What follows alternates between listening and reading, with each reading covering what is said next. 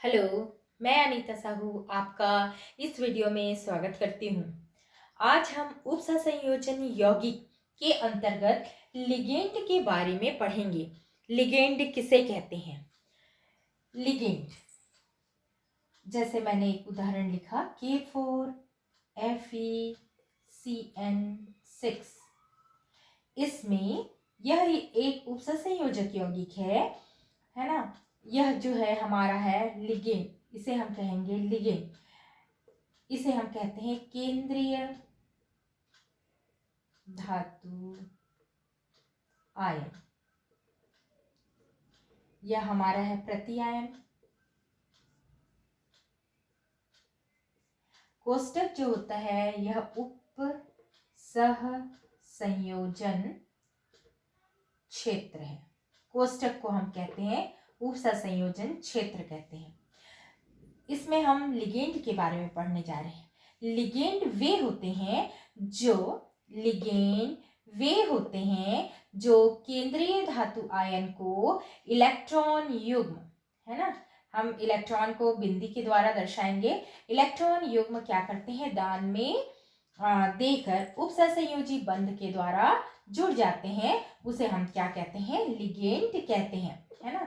यहाँ पे यह जो साइनो है, यह इलेक्ट्रॉन युग्म दान में देकर, केंद्रीय धातु आयन को दान में देकर उपसहसंयोजी बंध से क्या हो जाता है, जुड़ जाता है। उसे हम क्या कहेंगे, लिगेंड। तो लिगेंड का हम वर्गीकरण देखते हैं कि लिगेंड कितने प्रकार के पाए जाते हैं। लिगेंड का वर्गीकरण हम देख रहे हैं। तो लिगेंड जो होते हैं, एक दंतुर लिगेंड होते हैं, द्विदंतुर लिगेंड होते हैं और बहुदंतुर लिगेंड होते हैं। एक दंतुर लिगेंड किसे कहते हैं, जिसमें केवल एक दाता परमाणु होते हैं, उसे हम एक दंतुर लिगेंड कहते हैं। जिसमें एक दाता परमाणु होते हैं, उसे एक दंतुर लिगेंड कहते हैं। जिसमें एक दाता परमाणु होते हैं उसे एक दंतुर लिगेंड कहते हैं। जैसे साइनो में, ये साइनो है, साइनो में जो कार्बन है इसके पास एक इलेक्ट्रॉन युग्म है। ये दो बिंदी में दर्शा रही हूं, तो एक बिंदी एक इलेक्ट्रॉन को दर्शाता है, दूसरा बिंदु दूसरे इलेक्ट्रॉन को दर्शाता है। तो एक जोड़ी इलेक्ट्रॉन, है ना, होते हैं इसके पास और यह दान में दे देते हैं, ठीक है, और उपसहसंयोजी बंध से बन जाते हैं। ठीक। नाइट्रो में एक दाता परमाणु है नाइट्रोजन, यह इलेक्ट्रॉन दान में देता है। H2O में ऑक्सीजन के पास इलेक्ट्रॉन युग्म है जो क्या करता है, इलेक्ट्रॉन युग्म दान में देता है। इसको हम यहाँ पे एक्वा कहते हैं, यह दान में दे देता है। द्विदंतुर लिगेंड वे होते हैं जिसमें दो दाता परमाणु होते हैं, जिसमें दो दाता परमाणु होते हैं, उसे हम द्विदंतुर लिगेंड कहते हैं। जैसे NH2 CH2 CH2 NH2, इसे हम कहते हैं एथिलीन डाईअमीन। इसका नाम है एथिलीन डाईअमीन। इसमें दो दाता परमाणु है, यहाँ पे एक नाइट्रोजन है, इसके पास एक इलेक्ट्रॉन युग्म, दूसरा नाइट्रोजन दूसरे इलेक्ट्रॉन युग्म, ठीक है। तो यहाँ पे एक ही समय में ये दोनों नाइट्रोजन जो है वो इलेक्ट्रॉन युग्म दान में दे सकते हैं। तो यहाँ पे दो दाता परमाणु है, इसे हम क्या कहते हैं, द्विदंतुर लिगेंड कहते हैं। ऑक्सलेट COO- COO-, यहाँ पे ऑक्सीजन जो है वह क्या कर सकता है, इलेक्ट्रॉन युग्म दान में दे सकता है, ठीक है। ऑक्सीजन के पास इलेक्ट्रॉन युग्म है जो इलेक्ट्रॉन को वह दान में दे सकता है। तो दो दो ऑक्सीजन, यहाँ चार दिख रहे हैं, लेकिन यहाँ से एक ऑक्सीजन इलेक्ट्रॉन युग्म दान में देगा, यहाँ से भी एक ऑक्सीजन जो है इलेक्ट्रॉन युग्म दान में देता है। बहुदंतुर लिगेंड, जिसमें दो से अधिक क्या होते हैं, दाता परमाणु होते हैं, उसे हम बहुतंतुर लिगेंड कहते हैं। जैसे इसके अंतर्गत आता है EDTA। EDTA को मैं ऐसे लिख देती हूँ, CH2 N, ये यही लिखा हुआ है। हम यहाँ पे हाइड्रोजन, 2 हाइड्रोजन को हटा के यहाँ पे एसीटेट लगा देते हैं।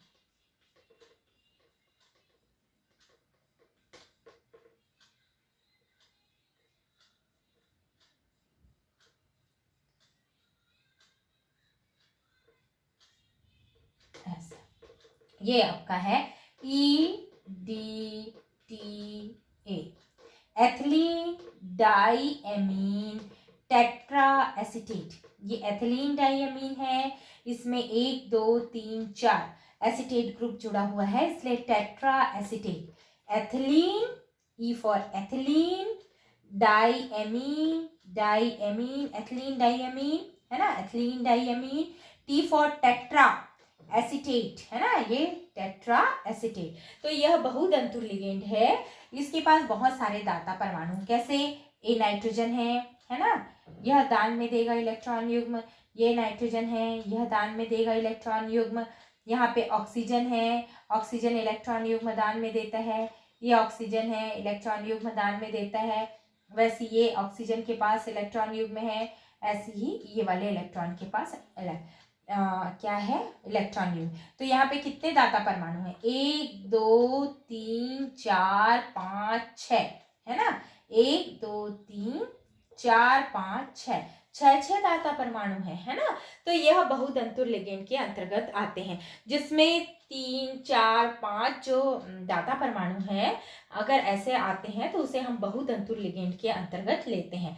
तो लिगेंड एक दंतुर लिगेंड जिसमें केवल एक दाता परमाणु होते हैं, एक ही समय में एक दाता परमाणु ही इलेक्ट्रॉन युग्म दान में देते हैं, उसे हम एक दंतुर लिगेंड कहते हैं। द्विदंतुर लिगेंड वे होते हैं जिसमें 2 दाता परमाणु होते हैं, है ना, उसे हम द्विदंतुर लिगेंड कहते हैं। बहुदंतुर लिगेंड उसे कहते हैं जिसमें दो या 2 से अधिक जो दाता परमाणु होते हैं, उसे हम क्या कहते हैं, बहुदंतुर लिगेंड कहते हैं।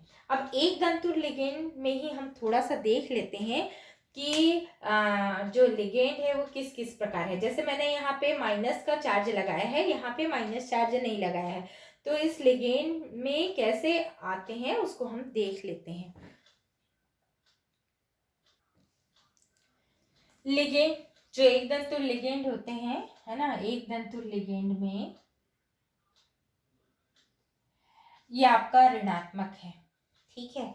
वैसे ही आपका उदासीन लिगेंड भी होता है। उदासीन लिगेंड के अंतर्गत मैं लिख देती हूँ 1 2 उदाहरण।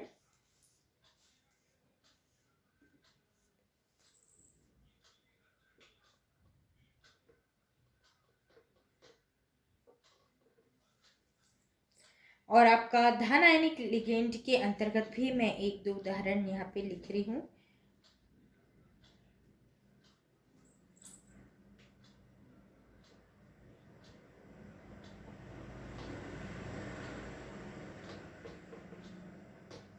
ठीक है, तो नाम लिख देते हैं हम यहाँ पे कि ये क्या क्या जो है इसका नाम यहाँ पे हम लिख देते हैं।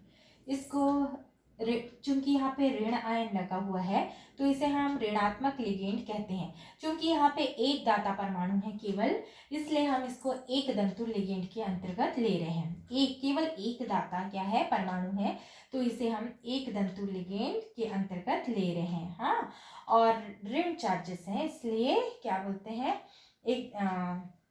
एक दंतु लिगेंड के ऋणात्मक लिगेंड के अंतर्गत हम इसको ले रहे हैं।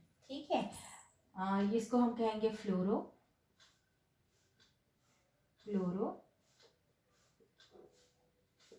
ब्रोमो आइडो। जो ऋणात्मक लिगेंड है उसमें ओ लगते जाएगा। ऋणात्मक लिगेंड में क्या लगते जाएगा, ओ। लिगेंड है और वह ऋणात्मक है तो उसमें ओ लगते जाएगा। इसको एसीटेट कहते हैं, लेकिन यहाँ पे ऋणात्मक लिगेंड है तो एसीटेटो कहेंगे। ये हो जाएगा नाइट्रो, ये तो नाइट्रो है ही, नाइट्रेट है तो नाइट्रेटो। है ना, नाइट्रेट नहीं कह के, चूंकि यह ऋणात्मक लिगेंड है तो नाइट्रेटो कहेंगे। हाइड्रोक्साइड है तो इसको बोलेंगे हाइड्रोक्सो, ओ लग जाएगा, हाइड्रोक्सो। साइनो, है ना। जब कार्बन, यहाँ पे कार्बन अगर इलेक्ट्रॉन युग्म दान में देगा तो साइनो होगा। अगर मैं देख रही हूँ नाइट्रोजन इलेक्ट्रॉन युग्म दान में दे रहा है तो वह हो जाएगा आइसोसाइनो, आइसोसाइनो। यहाँ पे CN दोनों में है, लेकिन अगर कार्बन इलेक्ट्रॉन युग्म दान में देता है तो उसको हम साइनो कहेंगे। अगर नाइट्रोजन इलेक्ट्रॉन युग्म दान में देता है तो उसे आइसोसाइनो कहते हैं, है ना। तो इसमें क्या हुआ, इसमें केवल एक दाता परमाणु है, लेकिन, है ना, यह एक दंतु लिगेंड है, लेकिन यहाँ पे भिन्न भिन्न जो है क्या कर रहे हैं, परमाणु जो है अलग अलग समय में भिन्न भिन्न परमाणु जो है इलेक्ट्रॉन युग्म दान में देते हैं। तो इस प्रकार के लिगेंड को हम उभयदंती लिगेंड कहते हैं, उभयदंती लिगेंड कहते हैं। एक ही समय में अगर भिन्न भिन्न दाता परमाणु जो है क्या करते हैं, दान में इलेक्ट्रॉन देते हैं, तो उसे हम उभयदंती लिगेंड कहते हैं, है ना। उभयदंती लिगेंड क्या होते हैं, अगर एक ही है ना, एक लिगेंड है, एक लिगेंड में अगर भिन्न भिन्न दाता परमाणु, एक ही लिगेंड में CN है और इसमें भिन्न भिन्न दाता परमाणु होते हैं और वह क्या करते हैं, इलेक्ट्रॉन युग्म दान में देते हैं, तो उसे हम उभयदंती लिगेंड कहते हैं। अगर कार्बन यहाँ पे दान में देता है तो साइनो होता है। जब नाइट्रोजन जब है इलेक्ट्रॉन युग्म दान में देता है, नाइट्रोजन जब इलेक्ट्रॉन युग्म दान में देगा तो उसे हम आइसोसाइनो कहेंगे। तो ये क्या कहलाएंगे, उभयदंती लिगेंड कहलाते हैं, ठीक है। यह है एमिडो, यह है, यहाँ पे भी देखो SCN है, यहाँ NCN है ना, परमाणु की संख्या वही है, लेकिन यहाँ पे जब S दान में देगा तो इसे कहेंगे थायो साइनेटो, और अगर नाइट्रोजन इलेक्ट्रॉन युग्म दान में देगा तो इसे कहेंगे आइसो थायो साइनेटो, आइसोथायोसाइनेटो कहेंगे, ठीक है। यहाँ पे हमारे पास ये चार्जेस वाले थे, है ना, मैंने कुछ जो चार्ज वाले हैं उसका यहाँ पे नाम लिख दिया हुआ है, ठीक है। वैसे ही आपका आता है ऑक्सो भी आता है, पर ऑक्सो भी आता है ना। तो ऑक्सो आएगा तो O2 माइनस रहेगा, हाँ। इसका मैं नहीं लिखी हूँ यहाँ पे, है ना, तो मिटा के लिख देती हूँ।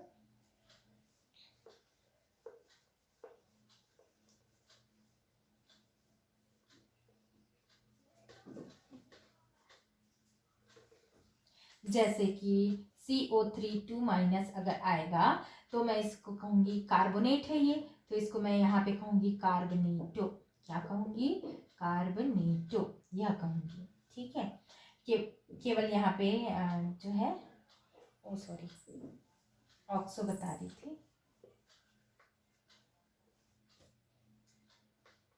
O2 माइनस ऑक्सो, ठीक है।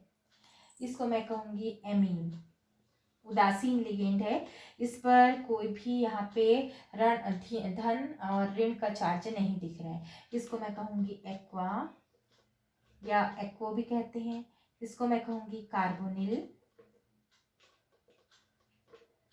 ठीक है।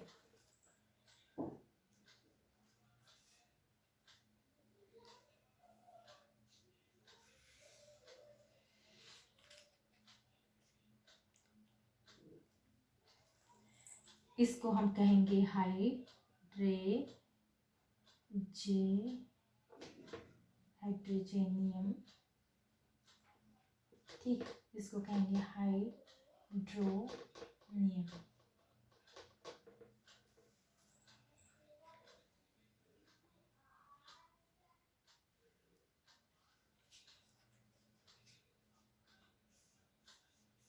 ठीक है। तो ये आपका लिगेंड का कुछ उदाहरण है ना।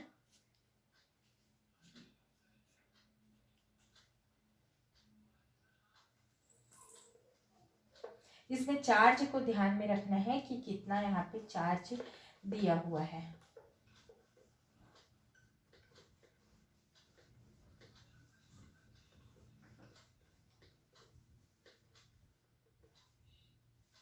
ऐसे ही द्वितंतु लिगेंड भी आता है, उसमें ऋणायनिक लिगेंड, ऋणात्मक लिगेंड,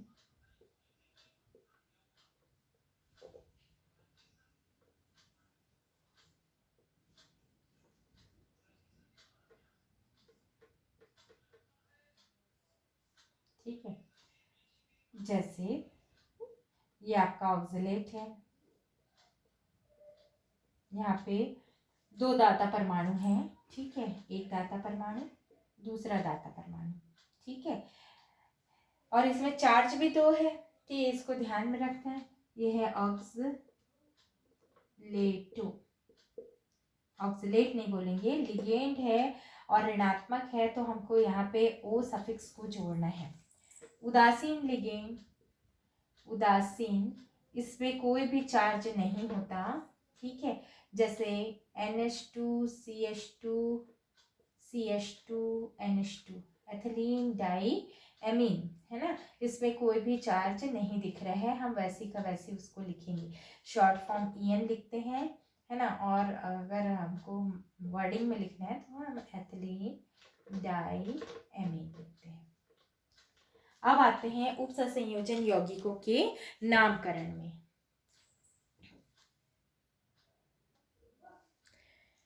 उपसंयोजी यौगिक का नामकरण करने के लिए, है ना, आयनों का नामकरण, है ना, आयनों का नामकरण, तो यहाँ पे हम पहले डिसाइड करते हैं कि कौन सा धन आयन है और कौन सा ऋण आयन है।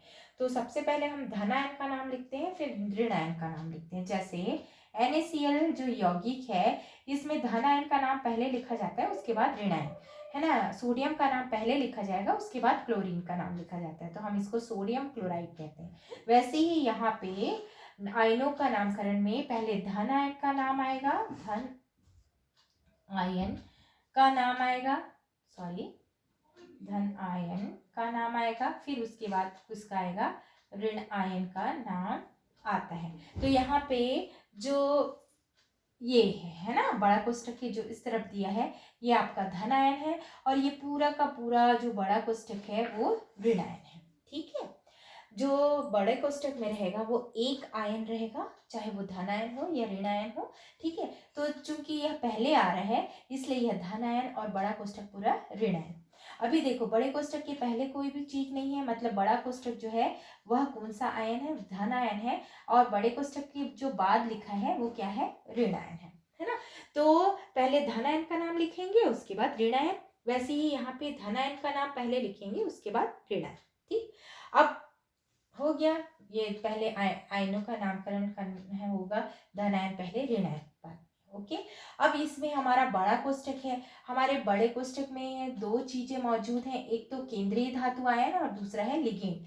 M फॉर मेटल केंद्रीय धातु आयन और L फॉर लिगेंड। तो यहाँ पे 2 चीजें हैं इस बड़े कोष्ठक में, उपसंयोजी जो क्षेत्र है इसमें 2 चीजें हैं। तो यहाँ पे धातु है, केंद्रीय धातु आयन और लिगेंड, तो किसका नाम पहले आएगा, तो इसमें हम सबसे पहले लिगेंड का नाम लिखते हैं, है ना। इसका नामकरण करने में पहले हम लिगेंड का नाम लिखेंगे, उसके बाद हम किसका नाम लिखेंगे, केंद्रीय धातु आयन,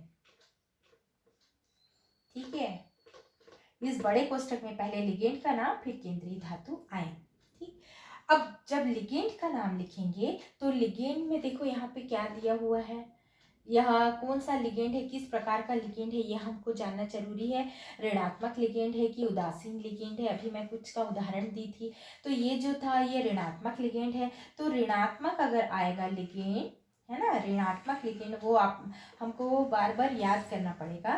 तो यह जो साइनो है ना, यह ऋणात्मक है, तो अगर ऋणात्मक लिगेंड आता है तो उसके आखिरी में हम क्या लगाते हैं, ओ लगा देते हैं।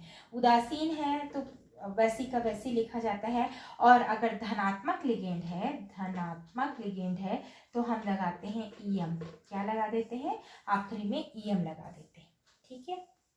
अब उसके बाद आता है कि लिगेंड के नाम लिखने का क्रम। अगर बहुत सारे लिगेंड है, अभी तो एक ही प्रकार के लिगेंड थे इसमें, यहाँ पे देखो अलग अलग प्रकार के लिगेंड है, यह भी लिगेंड है, यह भी लिगेंड है और यह भी लिगेंड है, बहुत सारे लिगेंड दिए हुए हैं।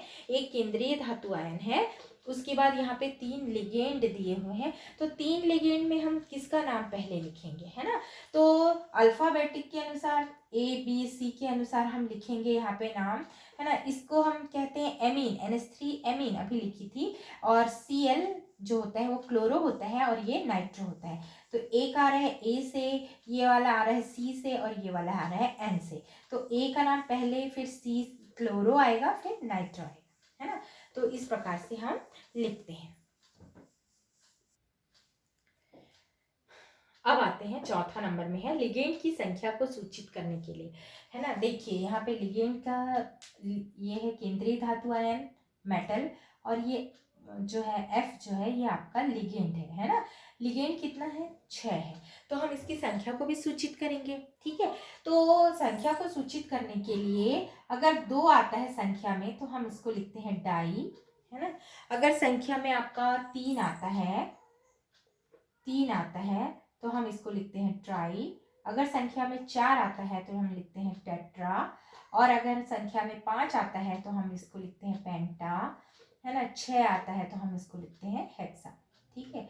तो यहाँ पे कितना आ रहा है हमारे पास, जो लिगेंड की संख्या है 6, तो क्या लिखेंगे 6, है ना। सॉरी, हेक्सा, हेक्सा क्या लिखेंगे, फ्लोरो, है ना। हेक्सा फ्लोरो लिगेंड का नाम हम इस प्रकार से लिखेंगे, ठीक है। यहाँ पे 4 आ रहा है लिगेंड की संख्या, तो हम इसको लिखेंगे टेट्रा। Cl है इसलिए हम इसको लिखते हैं क्लोरो। हाँ, अब देखिए यहाँ पे ये En जो है इस लिगेंड का नाम है एथिलीन डाईएमीन। क्या नाम है, एथिलीन डाईएमीन। इस लिगेंड का नाम है एथिलीन डाईएमीन। तो इस लिगेंड के नाम में ही डाई आ रहा है ना। इस लिगेंड के नाम में क्या आ रहा है, डाई आ रहा है, एथिलीन डाईएमीन। नाम में अगर डाई आए तो हम उसके आगे में डाइट्राइड नहीं लगा सकते। जैसे ये एथिलीन डाईएमीन की संख्या कितनी है, 3, तो मैं यहाँ पे 3 है तो ट्राई लिखूंगी, क्या, ट्राई एथिलीन डाईएमीन, है ना। तो ऐसे नहीं लिखा जाएगा। अगर लिगेंड के नाम में डाइट्राई आए तो उस समय हम अगर संख्या, लिगेंड की संख्या अगर 2 है तो हम वहां पे लगाएंगे 20, अगर 3 है तो वहां पे लगाएंगे 30, और अगर 4 है तो हम लगाएंगे टेट्रा, इस प्रकार से लगाएंगे, ठीक है। अगर लिगेंड के नाम में डाई दिया है और लिगेंड की संख्या को हमको व्यक्त करना है तो हम वहां पे 20, 30, 4 है तो टेट्राकिस, 5 है तो पेंटाकिस, इस प्रकार से उपयोग करेंगे। तो यहाँ पे 3 है इसकी संख्या, तो हम इसको लिखेंगे ट्रिस एथिलीन डाईएमीन, ठीक है। इस प्रकार से हम वहां पे लिखेंगे। अब अगला हम आते हैं संकुल के नाम के अंत में। संकुल का नाम के अंत में, जैसे संकुल अगर ऋणायनिक संकुल है ना। ये देखिए यह संकुल कैसा है, ऋणायनिक, है ना। ये संकुल है और इसमें चार्ज हमको दिख रहा है, ऋणायन है। यह भी संकुल हमारा ऋणायन है, ये इसके बाहर है, ये धनायन है, तो ये क्या हो गया, ऋणायन हो गया। तो यहाँ पे जब संकुल ऋणायनिक संकुल होता है तो केंद्रीय धातु आयन में हम 8 लगा देते हैं, है ना। क्या लगा देते हैं, 8 जोड़ देते हैं। जैसे आयरन है तो आयरन को हम क्या लिखेंगे, फेरेट। अगर संकुल हमारा ऋणायनिक संकुल है तो हम केंद्रीय धातु आयन में 8 को जोड़ देंगे, तो ये हो जाएगा फेरेट। यहाँ पे कॉपर है तो कॉपर ना बोल के हम बोलेंगे क्यूप्रेट। क्या बोलेंगे, क्यूप्रेट, ठीक है। CO, अगर CO रहेगा तो हम इसको कहेंगे कोबाल्टेट, कोबाल्टेट, ठीक। अब आप ये कहोगे कि यहाँ पे भी कोबाल्टेट कहेंगे, नहीं, यह हमारा संकुल कैसा है, धनायनिक संकुल है। धनायनिक संकुल में हमको कोई परिवर्तन नहीं करना है नाम में। हमारा संकुल अगर ऋणायनिक संकुल है तो वहां पे 8 को जोड़ देंगे केंद्रीय धातु आयन में, है ना। तो ये हो गया फेरेट, कोबाल्टेट, क्यूप्रेट। अगर गोल्ड है तो ऑरेट, अगर सिल्वर है तो अर्जेंटेट, ये 2-4 का नाम जो है ये परिवर्तित होता है, जैसे आयरन है ना, अर्जेंटेट है ना, इसका नाम जो है यह परिवर्तित हो जाता है। जैसे कि यहाँ पे टीन है तो इसको टीन है तो स्टेनेट, इस प्रकार से हम लिखेंगे। ठीक है। अगर संकुल हमारा ऋणायनिक संकुल है तो केंद्रीय धातु आयन के अंत में एट लगेगा। अगर हमारा धनायनिक संकुल है तो कोई भी प्रॉब्लम नहीं है, हम वैसे ही लिखेंगे, यहाँ पे कोबाल्ट ही लिखेंगे क्योंकि यह धनायनिक संकुल है। लेकिन यही संकुल अगर ऋणायनिक हो जाएगा तो उसको हम कोबाल्टेट लिखेंगे। ठीक है। अगले भाग में हम नामकरण देखेंगे। ये तो अभी नामकरण करने का तरीका देखिए, अगले भाग में हम उदाहरण ले लेके नामकरण देखेंगे।